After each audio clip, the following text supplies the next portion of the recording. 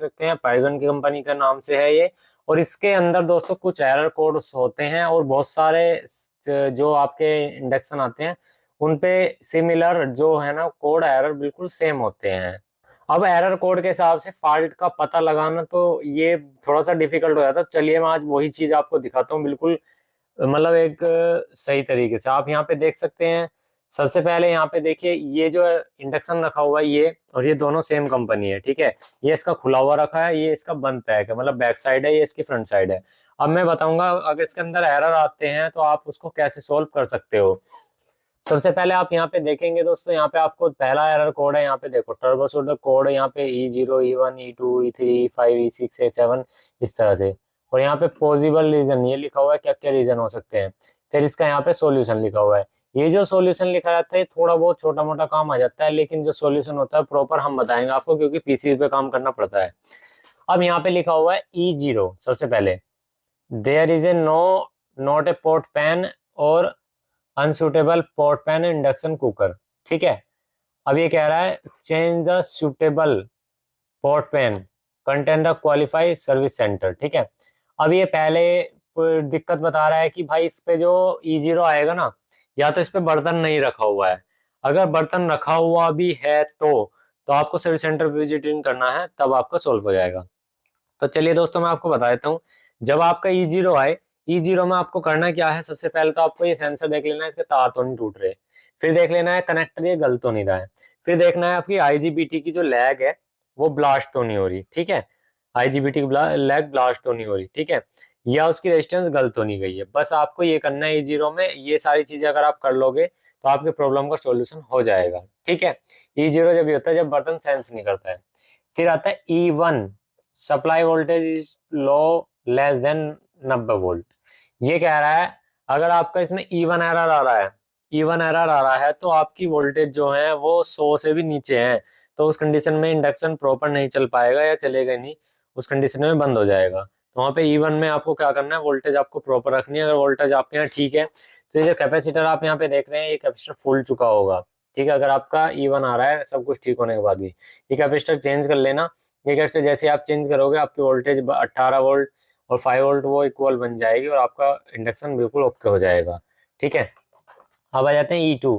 ये high voltage दिखाने लगता है 280 वोल्ट। तो ये कह रहा है कि 280 वोल्ट से ज्यादा है। ये कह रहा है check power supply and back to main thimble, ठीक है। यहाँ पे साफ से नहीं लिख रहा, कोई बात नहीं। E2, ठीक है, यानी कि इसके अंदर वोल्टेज हाई आ रहे हैं, ठीक है। हाई आ रहे हैं इसका मतलब अगर किसी वजह से आपके यहाँ पे वोल्टेज हाई भी नहीं है फिर भी E2 दिखा रहा है, तो आपको देखना है जो सेकेंडरी सेक्शन का कोई सा भी एक कैपेसिटर फुलता है तो दूसरी वाली वोल्टेज ऑटोमेटिक ही हाई हो जाती है। ये हकीकत है, मैंने देख रखा है सप्लाई के अंदर भी।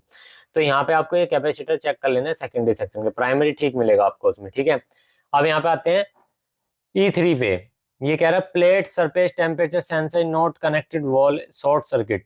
ये कह रहा है कि अगर दोस्तों आपका E3 एरर आता है तो इसके अंदर जो आपके प्लेट सर्किट, ये कह रहा है, इसको कह रहा है ये इसकी शॉर्ट सर्किट हो चुकी है या ज्यादा एम्पेयर लेने लगी है। ऐसा नहीं है कि ये खराब हो जब ये आपका E3 आएगा इसके अंदर। E3 जब भी आता है जब आपका IGBT जो लगा होता है उसकी लैग ब्लास्ट हो जाए या उस तक गेट तक सप्लाई ना जाए, ठीक है, सही तरीके से। तो ये जब भी आता है, ठीक है। अब आता है E4, heat sensor IGBT not connect wall short circuit, ठीक है। E4 जब आएगा आपका दोस्तों IGBT तक पावर सप्लाई पूरी ना पहुंचे या IGBT की लैग नीचे नीचे गल गई हो, ठीक है। E4, ठीक है।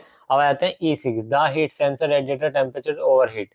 E4 ये सॉरी यहाँ पे E6 जो है ना, ये E6 जो आ रहा है, E6 जब आएगा जब ये बहुत ज्यादा देर चल गया हो, मतलब यहाँ पे क्या होता है इसके हीट सिंक के नीचे की तरफ एक सेंसर लगा होता है इस तरह का रेड कलर का, जिन डायोड की तरह लगेगा देखने में। तो वो क्या होता है जब ज्यादा हीट सिंक हीट हो जाती है, पंखा किसी वजह से जाम वाम हो जाता है, जब दिक्कत आती है।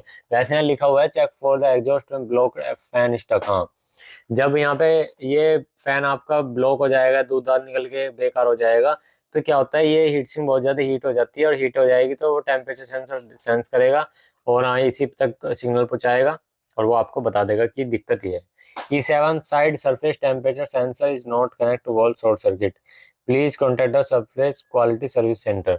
ये कह रहा है कि अगर आपका E7 आता है तो इसके अंदर शॉर्ट सर्किट हो चुका है पावर सप्लाई के अंदर, ठीक है। जो आपकी इधर की पावर सप्लाई है, मतलब जैसे कि फिल्टर कैपेसिटर फूल गया हो या ये वाला फिल्टर का स्टोव फूल गया हो। अगर पावर सप्लाई ये वाली होती तो डेड ही हो जाता।